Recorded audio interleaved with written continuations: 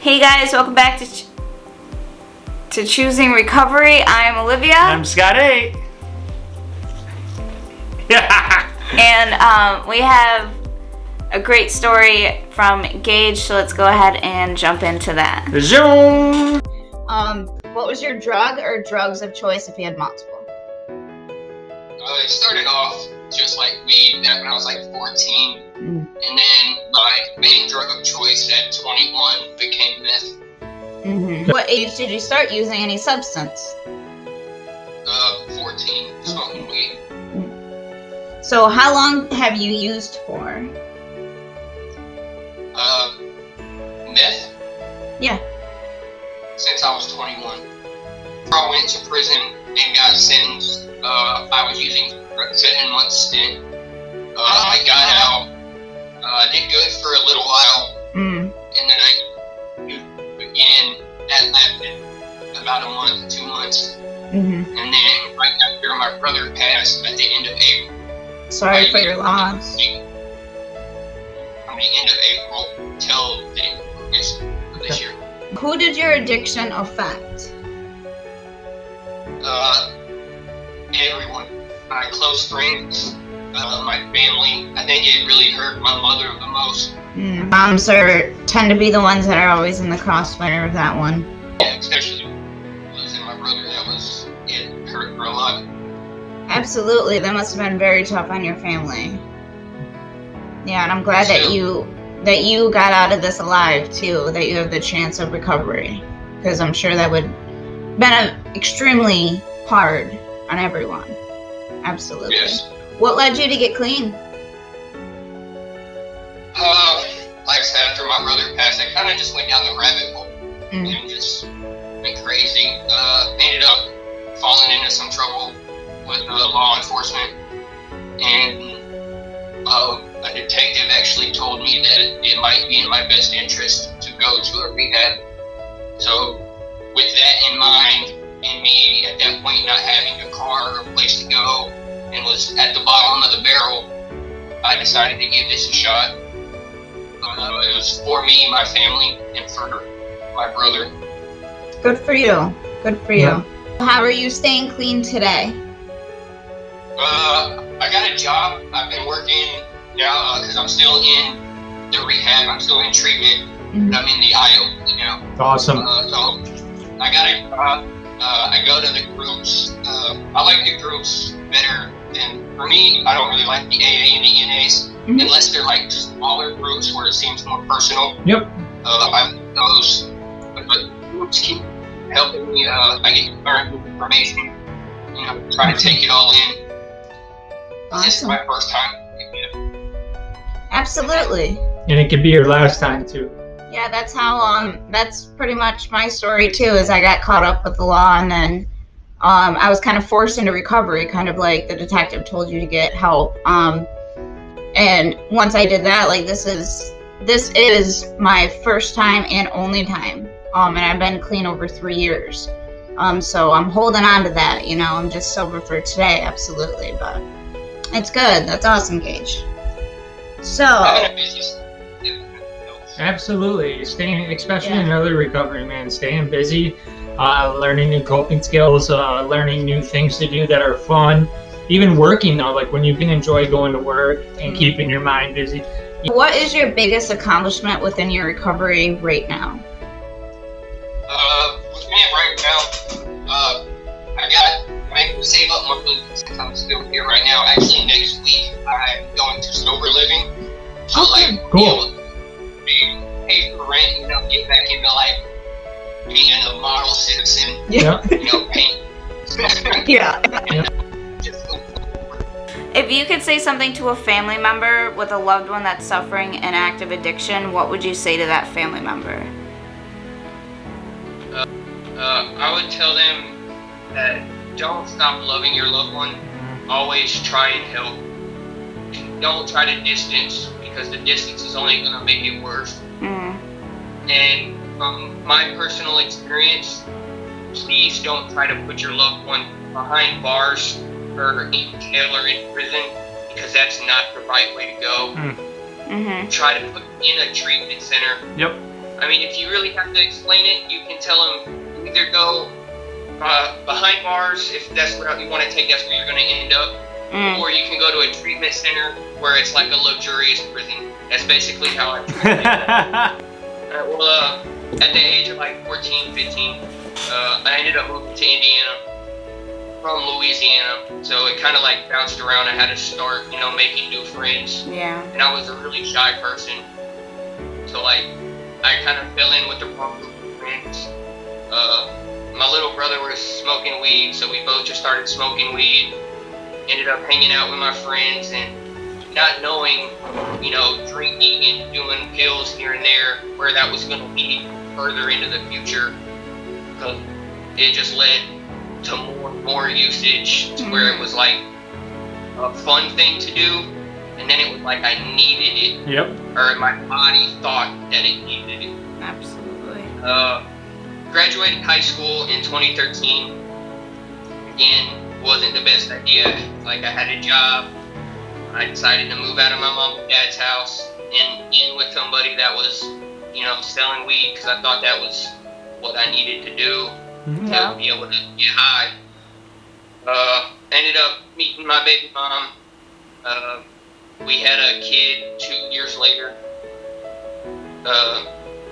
6 months after having my son, I catch a battery, and then a battery on a police officer, and I go to prison. Oh, wow. Well, I go to jail, and then I get out. That's when I started using meth. I kind of used it as an escape route from my feelings, because I knew what was going to happen. I knew I was going to go back to jail, and I knew I was going to go to prison. So I ended up, for a 7-month stint, just trying to drag out court dates and get high. I missed some court dates because I was so high that when I would go in, I would be falling asleep at the desk in the middle of court. So I went to prison for almost 2 years, the first bit. Oh, wow. It was kind of rough. Ended up getting into a lot of fights. I had a lot of anger built up. So I got like time added on. Prison did not help me. I would love to say that it did, but it didn't. It only gave me new resources on where to find drugs, cheaper prices, go from there. Yep. That's why I push heavily on not wanting family members to lock up their loved ones, because you go in there with the wrong mindset, and that's what happens. Absolutely. You come out, you want to do good for a little bit, but then your brain goes back to thinking you can, as in my term, scam the system. I get out of prison, and I started smoking spice, because I thought, hey, they can't drug test me for this. So I was doing that. Didn't want to put myself in a relationship, just because I just got out of one with my baby mom 2 years prior. I put myself in one anyway, way too fast. He turned it out to be a drug addict as well. So we both started using. I was injecting meth.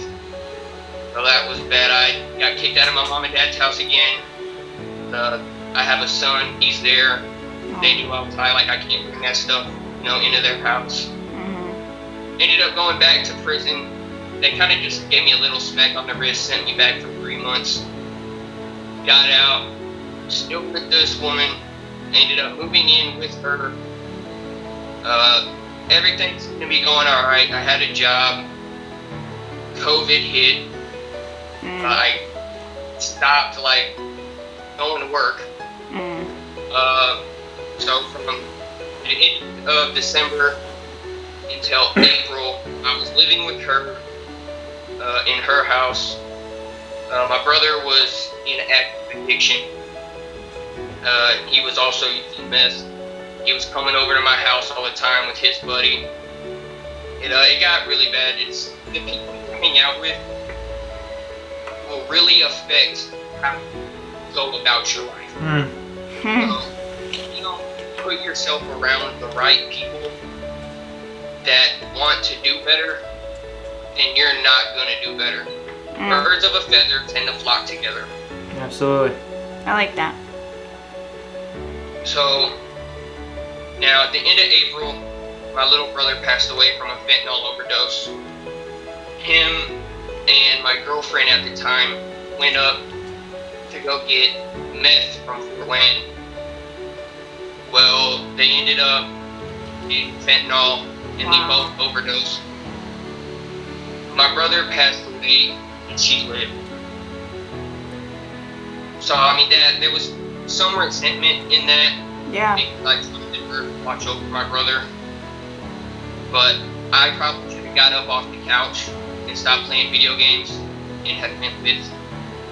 But you can't live in the past and you can't live with the what ifs and what you could have done. So that's another thing that addicts like to tend to do. Absolutely. Is live in their past. The past is the past. You gotta look forward. There's a bright future, you just gotta put your mind to it. Absolutely. When my brother passed away, 4 days later, she ended up going to jail for dealing in methamphetamine. So I kind of uprooted myself from that house, went back out to my mom and dad's. I was kind of good at first. Like my brother's death, it affected me the first 2 days. And then after that, I kind of became like this super happy person and was always like joking and making jokes. But I think I used that as madness. And that is also something that addicts like to do. They will mask their feeling with either drugs or a different feeling, like I do with jokes. The dude that my brother was running around with, I ended up for some reason like latching to him, and he latched to me just because him and my brother were friends. But that probably wasn't the greatest person for me to be friends with. I started using drugs again. So I was living out of my car from May till the end of August. I literally had everything I owned in a car. Yeah. And this isn't the first time I've lived in a car. When me and my baby moms were together, we was living in a car in the middle of winter with 8 inches of snow on the car. So being homeless is also, it's terrible, especially in addiction, because you're not trying to get a job to go do anything. All we want to do is just live by the bare minimum and then go get our fix.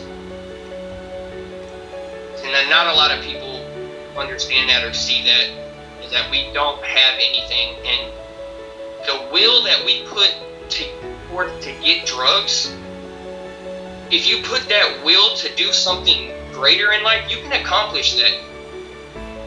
I've done some crazy things and walked miles to go get my fix, but I haven't put forth the effort to do something good in my life. So I ended up getting with my brother's friend, and again, he was feeling pretty heavily, and I kind of fell into that. Again, not working, but it was a money thing. It eventually became to the point to where the money started dwindling because I was using so much. Yep. So that's like another thing. You just don't sell drugs. Don't do drugs. Good advice. It is. Be high on your own supply, as people like to say. Yeah. But that ended up going pretty badly. I was bouncing from one person's house to the next person's house just for like a bed to sleep in. Was hitting up all these girls that I had a crush on and was like, hey, I really got nowhere to go.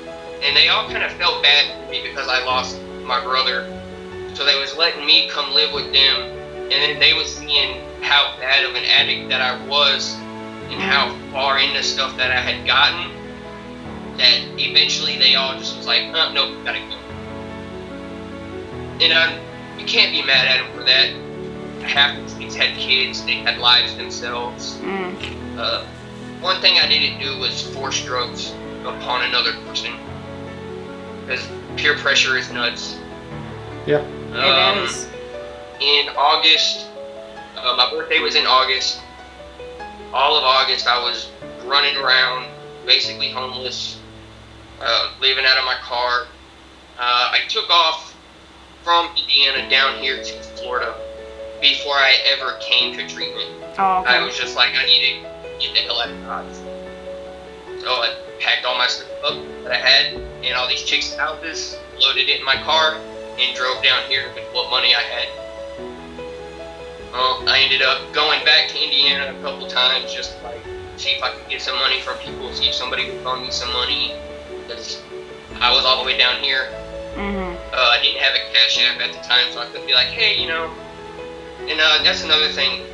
Like, us addicts will always ask people money or we need help, but people won't, because they're going to think that we're trying to get high. Which, of course, I was, but I was also trying to get back home. Home ended up being not a good place for me to be. So I'm glad I'm down here in Florida. Sometimes addicts need a new start, need a new beginning, and sometimes that's got to be as far away from our home as possible. For me, that was one of the greatest things. Like, I got all the way from Indiana down here to Florida, got treatment, people I didn't know, people that also wanted to get clean, people here. I've been helped here by the staff more than a lot of people have ever helped me.